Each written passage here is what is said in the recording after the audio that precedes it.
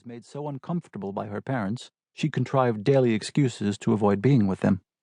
In their reduced family, they were too exposed to one another. The child saw them, Richard feared, more clearly than he and Joan saw themselves.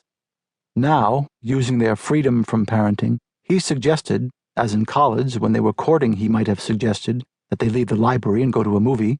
Let's follow him. The policeman was a receding blue dot. Let's, Joan agreed, standing promptly, sand raining from her, the gay alacrity of her acceptance perhaps forced, but the lustrous volume of her body, and her gait beside his, which he unthinkingly matched, and the weight of warm sun on his shoulders as they walked real enough, Richard thought, for now. The bathing-suited section thinned behind them. As they turned the point, they saw naked bodies, freckled redheads with slack and milky bellies, swart brunettes standing upright as if to hold their nut-hard faces closer to the sun, sleeping men, their testicles like dropped fruit slowly rotting, a row of buttocks like the scallop on a doily, a bearded man doing yoga on his head, the fork of his legs appearing to implore the sky. Among these Beauchesne apparitions, the policeman moved gently, cumbersome in his belt and gun, whispering, nearly touching the naked listeners, who nodded and began, singly and in groups, to put on their clothes. The couple who had trespassed, inviting this counter-invasion, could not be distinguished from the numerous naked others. All were being punished. Joan went up to a trio, 2 boys and a girl, as they struggled into their worn jeans, their widths of leather and sleeveless vests, their sandals and strange soft hats. She asked them, "Are you being kicked off?" The boys straightened and gazed at her conservative bikini, her pleasant plumpness, her sympathetic smile, and said nothing. The penis of one boy, Richard noticed, hung heavy a few inches from her hand. Joan turned and returned to her husband's side. "What did they tell you?" he asked. "Nothing. They just stared at me, like I was a nincompoop." "There have been 2 revolutions in the last 10 years, he told her.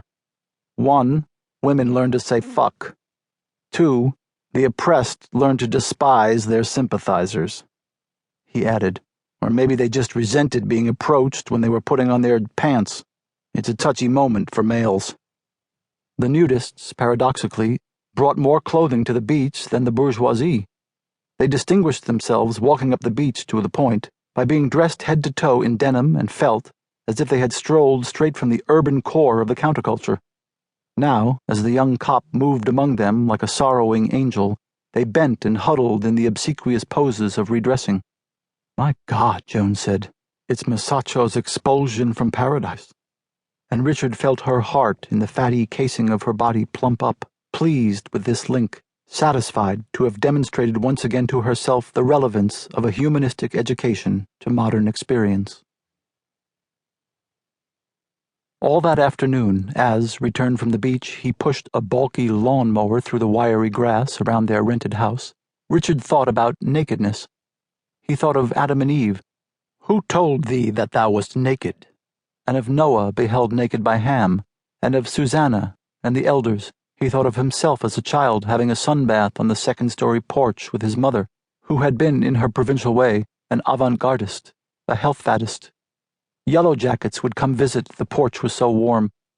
An hour seemed forever. His embarrassment penetrated and stretched every minute. His mother's skin was a pale landscape on the rim of his vision. He didn't look at it any more than he bothered to look at the hills enclosing their little West Virginia town, which he assumed he would never leave. He recalled a remark of Rodin's, that a woman undressing was like the sun piercing through clouds. The afternoon's gathering cloudiness slid shadows across the lawn, burnishing the wiry grass. He had once loved a woman who had slept beside a mirror. In her bed the first time he glanced to his right and was startled to see them both reflected naked. His legs and hers looked prodigiously long, parallel. She must have felt his attention leave her, for she turned her head, duplicated in the mirror, her face appeared beneath the duplicate of his. The mirror was an arm's length from the bed. What fascinated him in it was not her body, but his own. Its length, its glow, its hair, its parallel toes so marvelously removed from his small, startled, sheepish head. There had been, he remembered, a noise downstairs. Their eyes had widened into one another's.